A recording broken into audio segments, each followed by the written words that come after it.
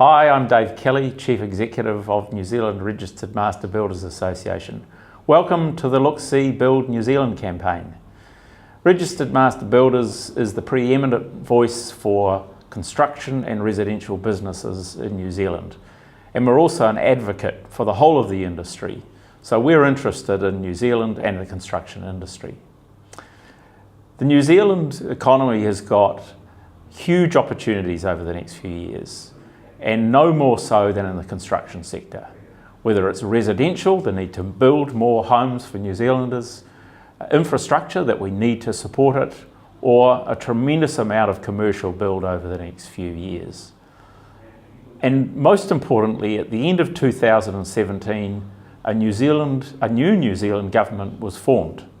And they've made it very clear that right at the top of their priority lists are building more homes, the infrastructure that goes with it, and of course, places for people to work and play. So there are tremendous opportunities ahead for all of us for the next few years.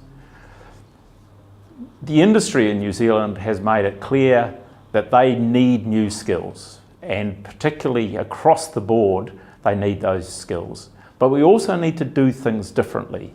So there are tremendous opportunities for people from around the globe who bring new ways of thinking and working and new skills. And those are the things that we want to talk about today. It's shown by the number of leading New Zealand construction businesses, whether they're in construction or consultancy, they've banded together to bring together this campaign. So we look forward to presenting a bit more information and answering some questions a bit later. Thank you. Today I'd like to give you my observations around the New Zealand construction sector. The sector's relevance to the New Zealand economy can't be overstated. The construction sector generates 8% of GDP, accounts for about 10% of jobs in New Zealand and nearly 10% of all business units. We're also going through boom times, and as the graph shows, between the last peak and the predicted future peak in around 2020 is a 23% jump by dollar value in terms of construction across New Zealand. And so the sector needs to deliver. We have a new government that wants to build more and is open to improving the built environment to make this happen. They've made a pledge to build an additional 100,000 dwellings over the next 10 years on top of the existing baseload. So that is going to be a significant challenge to the New Zealand residential construction sector.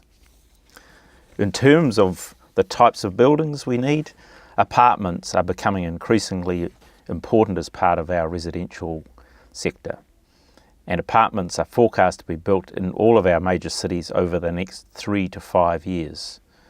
Another area that's really important is Christchurch and the repairs and rebuild following the earthquakes in 2010-2011. But more recently, demand has been driven in Auckland with significant increases in population over the last few years, but also in other regions such as Tauranga and the Waikato. And in terms of Wellington, after the recent earthquakes in 2017, there's a significant amount of commercial work required to strengthen buildings. And this is forecast to carry on for the next 5 to 10 years.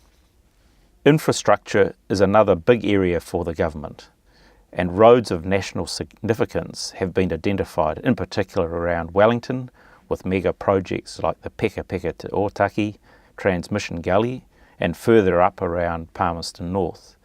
Auckland, with its very significant increase in population, has major upgrades all around the region for roading as well as other infrastructure.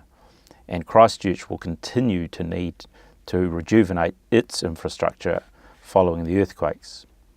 Other areas are major ports upgrades all across New Zealand, an underground rail network in Auckland, rail across the country, and in the South Island, continued recovery from the Kaikoura earthquakes.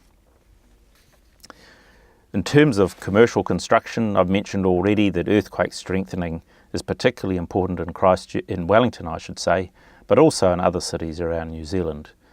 Other areas around commercial construction that have been identified are convention centres, office tower blocks, civic buildings, museums, airport extensions, significant hospital upgrades, notably down in Dunedin, university developments, and also both defence and education have significant ideas about improved infrastructure and commercial construction over the next few years. Skills will also be and are in hot demand right across the country. There's been a significant amount of work to break down where those skills will be needed by region, and you'll notice in the graph we've identified Auckland, Waikato and Bay of Plenty, Wellington and Canterbury, and mapped that out from 2013 right through to 2022. Overall, it's estimated that in terms of skills shortages, we will require an additional 49,000 construction-related jobs between 2015 and 2021. Now, I should point out that's in addition to people who may leave the sector, so there's a very significant demand. And over 2,000 of those jobs are for higher skilled roles as identified by the Ministry of Business, Innovation and Employment. There's also a regional fund, particularly looking at Auckland again because of the greater growth prospects around and outside of Auckland. Structural and systemic issues for New Zealand are not dissimilar to what's happening across the rest of the world. We do need a lift in our productivity, and as a result, we need to think very hard about how we do that. Technology will be one of those that we need to look at very hard.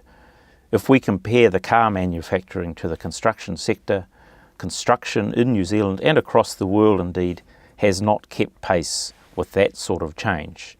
And New Zealand is dedicated to looking at technology as one of the keys. But beyond that, Master Builders is also taking a lead across the sector with the heading of collaboration and working smarter. We've identified with the rest of the sector a number of things that New Zealand needs to do. We do need improved cross-industry-wide collaboration. We need to engage with civil society. We need to promote strategic partnerships and workforce planning as evidenced by the previous work, and taking a life cycle approach to building and construction.